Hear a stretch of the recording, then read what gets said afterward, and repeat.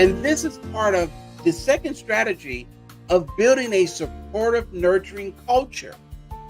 How do you support your employees, support your team? It begins by asking them, how can I support you? Rather than making an assumption that the way I support you is the way I support everyone on the team. One of the most powerful yet most forgotten nation in the world is? Let me say it again. Do you understand what the most powerful nation, but also the most forgotten nation is in the world? You know what that is? Welcome to MetaGagement, the HR show that dives deep into the heart of employee engagement and workplace culture. Your hosts, Ann Scottlin and Dr. Lyman Montgomery, bring you a groundbreaking show that explores innovative strategies and insights to transform and elevate your organization's HR practices. Dr. Montgomery is an employee engagement expert and best-selling author, while Ann Scottlin is an acclaimed business consultant and podcaster. Together, they will unpack the complexities of modern HR challenges and reveal innovative solutions that can be immediately applied to your workplace. Please welcome Ann Scottlin and Dr. Lyman Montgomery. Welcome back to MetaGagement-HR, a show we created specifically for the HR community to give you a lot of neuroscience-based approaches that will help you innovate and help you foster reliance and adaptability. And we find that that is really the key to what we say, going meta, using a meta mindset to do your job more easily and get better results. I'm Ann Scottlin, and my co-host is here, Dr. Lyman Montgomery. Hi, Lyman. Hey, how are you doing? So glad to be with you.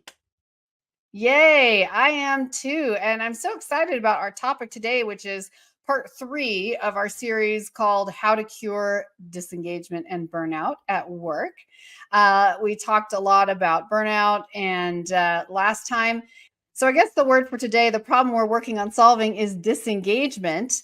And one of the ways that we can do that, as we know, is foster a positive work environment. But we're going to go a little bit deeper, Lyman. Yes, a lot deeper. It's not enough just to have in your mission statement that we value our employees, that we are family, that we are team one. There's no I in team, all those nice little cliches. What we want to do today is go deeper. And how do you really do it? How do you create a positive and a non-toxic work environment that people get excited about showing up at work? As a good friend of mine would say, not only show up, but show up ready to outperform yesterday. I love that so much. Show up ready to outperform yesterday. And if you are energized to do that, it means that you feel really good about what you accomplished yesterday. That's the whole difference between negative incentive, negative motivation, and positive motivation, right? If you are winning, you're going to want to keep winning. And a lot of times, in HR and in other parts of our businesses, we forget that the employees need to feel like they're winning on a regular basis, not always being beaten down and told how they didn't do the deadline or they didn't get enough done. That is so important. That is super important. A lot of times I think HR, those with HR responsibility, we forget that. We can become so inundated in the work that we really don't see the forest because the trees, and one friend of mine said a tree limb is poking us in the eye. And so all we're focused on is the problems that's right in front of us, and we forget all the other things that's going around, all the good work. I asked this question a couple of weeks ago at a conference, a bunch of HR professionals. I said, how many of you know the names of your top performers? No hands went up. I said, how many of you know the names of all the troublemakers? Every hand went up. Again, we're focused so much on the problem that we forget about the ones that show up, do their job, earn their pay, go home, don't create any type of drama. We don't even know their names. Gosh, that is just such an element of being human. And this, the whole obsession with the negative because it rises to the surface and Yes. everyone feels like it needs to be suppressed, as opposed to creating a liberating environment where people can work and have pleasure in their jobs. Yes. And that's why I know we're gonna get into solutions, but that's why it's very important to recognize those achievements. But I put a caveat in there. It's not enough just to recognize the achievement when it's done. But imagine what would happen if we set milestones and we recognize for each milestone that was achieved along the way. Mhm. Yeah, unbelievable. I mean, that is so important. And I was just talking to someone I work with the other day about having milestones and steps more designated, more broken down, Hmm. so that you get the satisfaction of, I'm not a check mark based person, but checking it off. And it just feels good because it's not like the check off is the highest unattainable end game. It's no, wow, made these calls to these people. Wow, set up an appointment with these people. Um, just knowing that you're doing exactly what needs to be do next, and being organized and helping your employees stay organized is a big part of that. But as you were saying, recognizing and rewarding their achievements, that's something that we often see. And I think that can be done with mixed results. That's typically how corporate does honor their employees, and I think they absolutely should. There are cases where employees are a little embarrassed by that, or they don't enjoy being in the spotlight. Hmm. So let's not forget to do those formal awards, but how can we more regularly acknowledge and reward our employees' work and accomplishments? Yeah. To be honest with you, I think we should take majority of all the annual boring rubber chicken dinner, stale salad, rewards and achievement annual banquet retreats and get rid of them because they do not work. The same people get recognized all the time. The people that, especially if it's committee, everybody knows the team leader is going to get acknowledged, but the workers very seldom are they mentioned. It might be, we want to thank John and his team, Susan and her team. So my name is no longer Lyman. I'm just team. No, I, And I can relate to that. I mean, yeah, the personal example was when I was married the first time to someone who was fairly well known in the community. And but I was still finishing graduate school. I was very young, and nobody knew my name. They only knew that, oh, that's so and so's wife. yeah, It's like it was yeah, always just like, really, I mean, I'm smart, intelligent, friendly. That's all I get, and that's people's habit, right? People don't mean to overtly leave you out, but just having someone recognize you and remember your name, as we all know, is tremendously meaningful. yeah. And finding out how they want to be recognized. You said something earlier that's so true. You know, some people you can recognize publicly, they love it. Others, you do that to them, they will shut down. They will feel embarrassed. They need to go into treatment. Okay, because they're not built that way. They don't want public recognition. But what might work for them is having a conversation, a note or something that says, "I really appreciate you staying, over to make sure that this aspect it meant so much to me. Mhm. Thank you." And that might brighten up their day. They may go home and say, "Wow, you know what? I really feel like I'm on a team that honors me." And so you Mhm. talked about that cookie cutter, and that's the Mhm. problem with a lot of, especially large organizations. We have bought into this lie. One size does fit all. One way of doing things work for everyone. And the truth of the matter, it takes the individual out of the equation. Mhm. It does. And I love what you just said there about, sending, letting them know in a personal way, sending them a note to just acknowledge them, as opposed to, giving them a big award in front of hundreds of people. I think there's so much to be gained from the old-fashioned concept of a thank you note in the 21st century, whether that's an email or a text Handwritten or is even even better. handwritten. Let me just tell you a story about that. So I've been going through a bunch of my parents' old boxes. I've been sorting stuff for them, and I've come across a lot of family letters and so on and so forth. And from them, from other people to them, other relatives. And I just was reminded how significant that is, especially because it's often a way for someone to not just, say what's going on in their life, but to articulate their appreciation and support for the person they're writing to. And it Yeah. motivated me last week to sit down and write a letter. I did type it because my handwriting is abysmal, but I did type a 2-page letter and typed and printed a letter to my brother.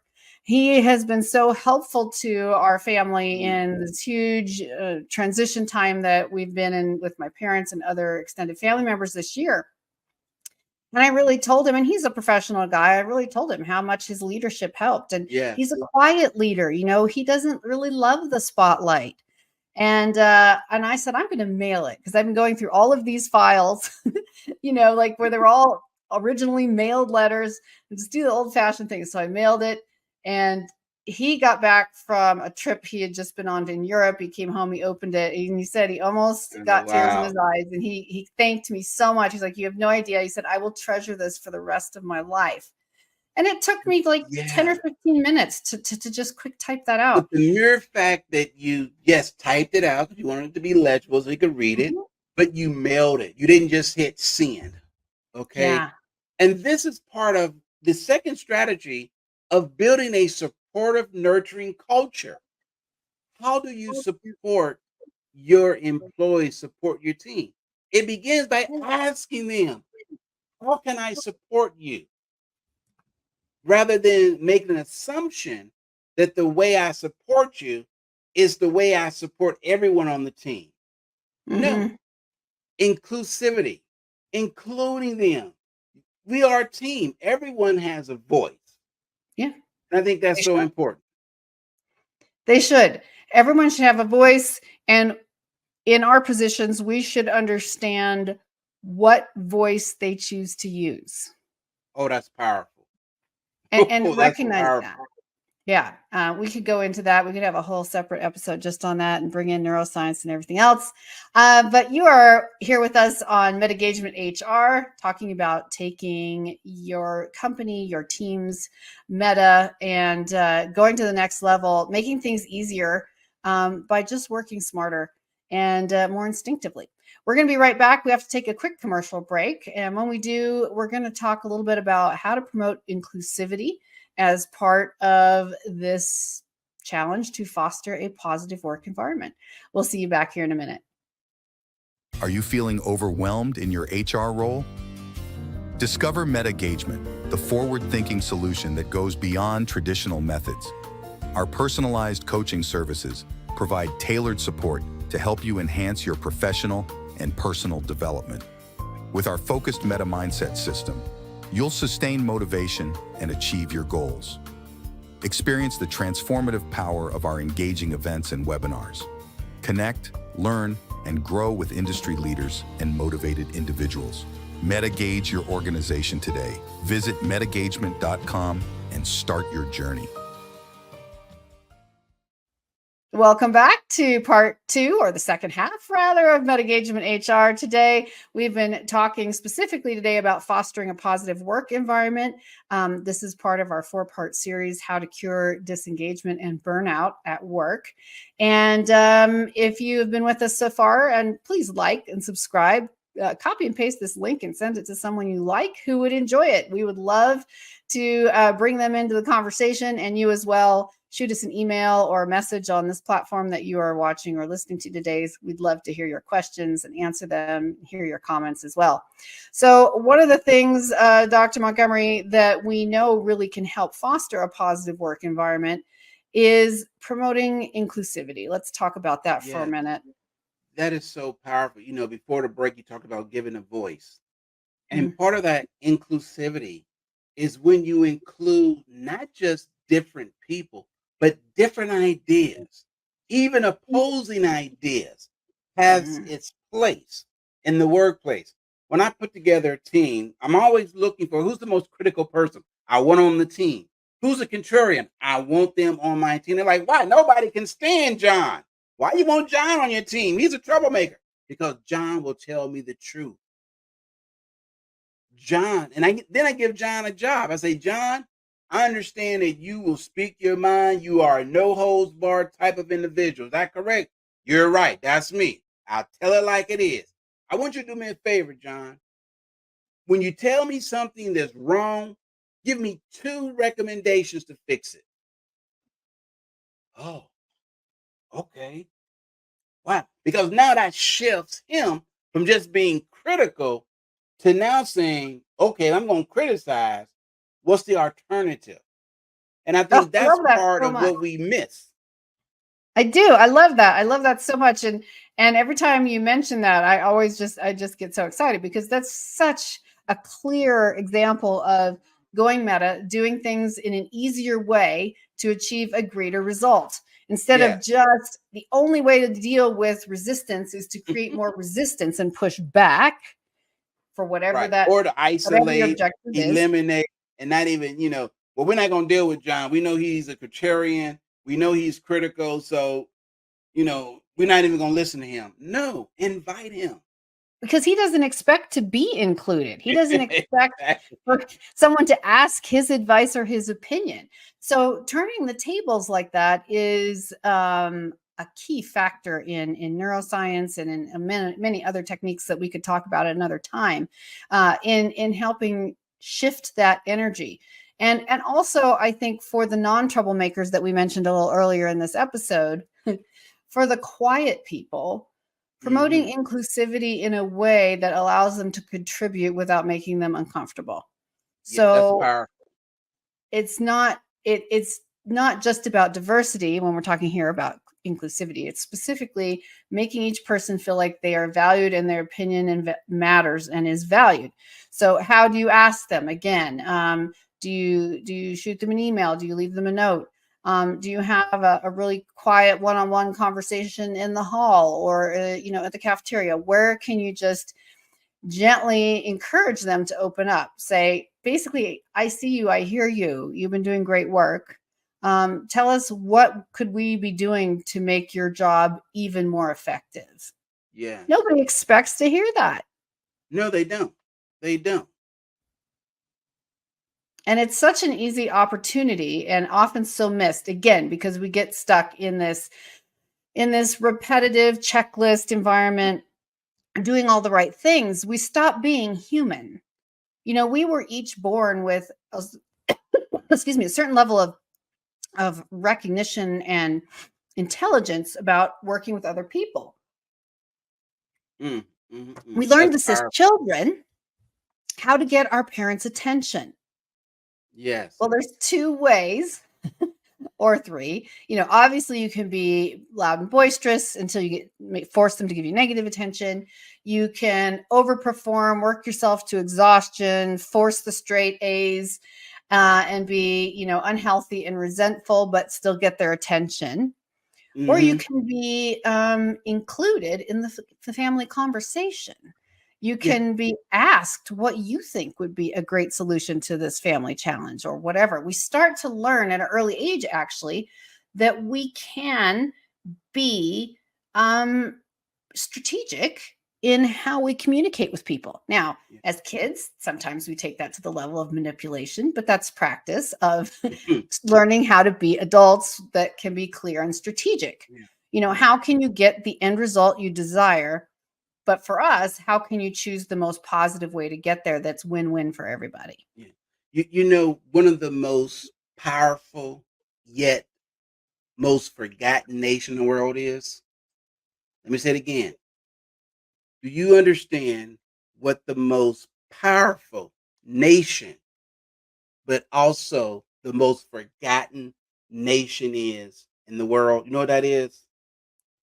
Our imagination. Oh, I love It's that one. very powerful. But when we get a certain age, what happens? We forget. We stop imagining. because of what you're talking about. We're all of a sudden we're told, all right, stop doing all that fantasy stuff. Time to grow up. Time to be an adult. What I'm saying is part of that inclusivity and also goes into growth and providing opportunities to grow. What if we said, you know what? We're going to provide opportunities to reimagine what the workforce looks like, giving people that quiet time. I'll visit one company and they actually had what's called an imagination room where any employee at any time, they have a bright idea, they can go into a room. It had like smart boards and everything, and they can just basically imagine to make things better, completely uninterrupted. Hey, I got an idea. I'm going over to the imagination room. Imagine if you set aside 10% of your workday just for imagination, coming up with new ideas, new strategies, maybe a different way of communicating. The greatest nation in the world, but the most forgotten nation is our imagination. Ooh, wow, the bells are ringing for you. Someone didn't silence their stuff. Um, and and I love that so much because imagination, again, when we talk about psychology, if we talk about neuroscience, um, imagination is such a valuable positive in fostering Yeah, that positive work environment. Um, it's the ability to get creative and have fun when it's not like everything is at stake. Like you that's can have powerful. meetings for strategy, but when you can just have fun. And a lot of these times, these are high level challenges or company wide challenges that everyone can get involved in because it's not specifically limited to their job role. But it's something that they can be involved in and can contribute to. Well, we only have just a few minutes left. So let's go on to your next favorite thought for the day, Lyman. So we've talked about rewarding and recognizing achievements in unusual and new and authentic personal ways, building a supportive culture. I love this last point we just talked about, which is promoting inclusivity, which is finding healthy, comfortable ways to let everyone's voice be heard and encourage that open dialogue as a regular part of the work environment. What is one other thing we can do to Yeah. really work And towards and that and these positive? these three I'm gonna lump together, and that is physical and mental Mm, well-being in mm, the workplace, providing opportunities for people to physically get fit, having maybe an eating program, but also encouraging exercising and also stress and mental health. Allowing people, if they need to take a mental health day, allow them to take a mental health day because it will pay back dividends years to come. And that's all underneath a healthy workplace, mhm, both mhm. physical, mental, as well as making sure people eat healthy. It's so true because, if you have an orchestra that is all in tune, it's because all the instruments have been tuned and are at their Yes, peak performance. So if you're the instruments that do create our community at work, each individual, if they're not healthy and well mentally, physically, psychologically, emotionally, if they don't have if they have too much stress, for example, that's going to really make it toxic for them absolutely. to live their best Yeah, life and yeah, to yeah. perform their best. Yeah, even real quick, even with our own company, I've been on this health journey. 3 months ago, I was diagnosed with diabetes. I had an Mm. A1C that was almost 9.0. Went to the doctor today. I'm 26 pounds lighter, and my blood work came back that my A1C went from 8.99 down to 6.7. And what did I do different?